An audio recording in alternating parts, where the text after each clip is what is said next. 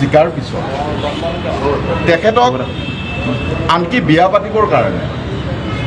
তেখেতৰ বিয়া পাতি কইনাজনী ঘৰত ৰাখিবৰ কাৰণে দলৰ বিধায়কসকলে তেখেতক পইচা তুলিছে আৰু সেইজন ব্যক্তি যিজন ব্যক্তিক বদৰুদ্দিন আজমল চাহাবে টিকেট দি উঠি তেখেতক সম্পূৰ্ণ ফাইনেন্স কৰি জিকাই আনিছিলে সেইজন বিধায়ক আশ্ৰাফুল হুছেইনে আজি কিছুদিন আগত AIDF-ৰ এক্সটেণ্ডেড এক্সিকিউটিভত বদৰুদ্দিন আজমল চাহাবক সভাপতিৰ পৰা অপসাৰণ কৰিব লাগে বুলি দাবী উঠালে তাক লৈ সেই সভাখনত যথেষ্ট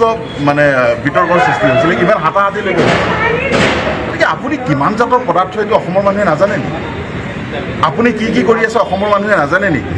আপুনি যি সময়ত ৰাজনীতিৰ নাজানিছিলে আপুনি যি সময়ত হাফ পেণ্ট পিন্ধিব জনা নাছিলে সেই সময়ত ৰকিবুল হুছেইন চাহেব অসমৰ মন্ত্ৰী আছিল অসমৰ প্ৰভাৱশালী মন্ত্ৰী আছিল অসমৰ কংগ্ৰেছৰ এজন জ্যেষ্ঠ নেতা বৰ্তমান আপোনাৰ বিধানসভা সমষ্টিৰ অন্তৰ্গত ধুবুৰী লোকসভা সমষ্টিত তেখেত এজন সন্মানীয় সাংসদ এজন সাংসদক এজন বিধায়কে কি ধৰণে সম্বোধন কৰিব লাগে কোনবোৰ ভাষা ব্যৱহাৰ কৰিব লাগে ইমানখিনি শিষ্টাচাৰ নজনা বিধায়ক এজনে সংখ্যালঘু ৰাইজক প্ৰতিনিধিত্ব কৰাটোৱে সংখ্যালঘু ৰাইজৰ কাৰণে দুৰ্ভাগ্যজনক আপোনাৰ কিন্তু সতীৰ্থ আছিলে আগতে সময়ত আছিলে না আশ্ৰাফুল হুছেইন কোনোদিন AIDF-ত কাম কৰা নাছিল আশ্ৰাফুল হুছেইনে 2021 চনৰ নিৰ্বাচনৰ একমাহ আগত তেখেতে AIDF-ত জইন কৰিছিল আৰু তেখেতক টিকেট পোৱাৰ ক্ষেত্ৰত আমিয়ে সহায় কৰিছিলোঁ ৰাতি 1 বজাত তেখেতৰ টিকেট নচ্ছাত কৰি দিছিলে নাকচ কৰি দিছিলে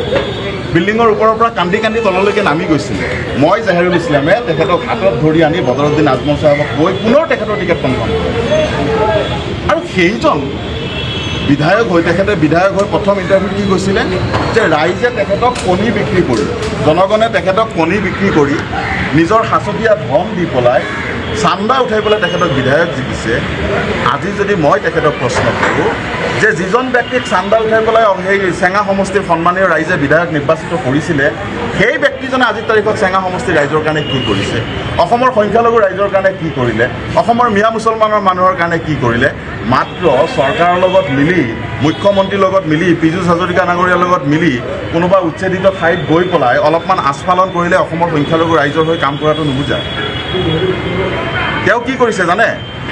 বিধায়ক হোৱাৰ 6 মাহ পিছত গুৱাহাটীত কোটিটকীয়া মাটি কিনিছে যিজন ব্যক্তিক কণী বিক্ৰী কৰি ৰাইজে চান্দা দি পেলাই বিধায়ক সজাইছে সেইজন ব্যক্তি 6 মাহৰ ভিতৰত গুৱাহাটীত কোটিটকীয়া মাটি কিনিছে সেইজন ব্যক্তিয়ে কোটিটকীয়া মেডিকেল ক্লিনিক বৰপেটাত তেখেতে স্থাপন কৰিছে ক'ত পালে ইমান পইচা ক'ৰ পৰা আহিল খবৰ লওক হাইলাকান্দিৰ বিধায়কক খবৰ লওক সমগ্ৰ অসমৰ সৰ্বশিক্ষাৰ যিমান কাম আছে বিল্ডিঙৰ কাম মুখ্যমন্ত্ৰী মহোদয় আৰু পীযুষ হাজৰিকা ডাঙৰীয়াৰ লগত মিলি পেলাই আশ্ৰাফুল হুছেইনে নিজেই ঠিকাদাৰী কৰি পেলাই এই গোটেই অসমৰ সৰ্বশিক্ষাৰ ডাঙৰ কাম তেখেতে কৰিছে সাহস আছে যদি নচ্ছাত কৰক গতিকে এইজন ব্যক্তিয়ে মই এটা কথাই ক'ম ৰাজনীতিত থাকিলে শিষ্টাচাৰিতাৰ প্ৰয়োজনীয়তা আছে আৰু তেখেত এজন যিহেতু জনপ্ৰতিনিধি এক্সিডেণ্টেলিয়ে হওক হৈছেতো জনপ্ৰতিনিধি গতিকে এজন MLA এজন সাংসদক কি হিচাপে সম্বোধন কৰিব লাগে কি হিচাপে কথা ক'ব লাগে সিমানখিনি শিষ্টাচাৰ থকাটো দৰকাৰ বুলি ভাবোঁ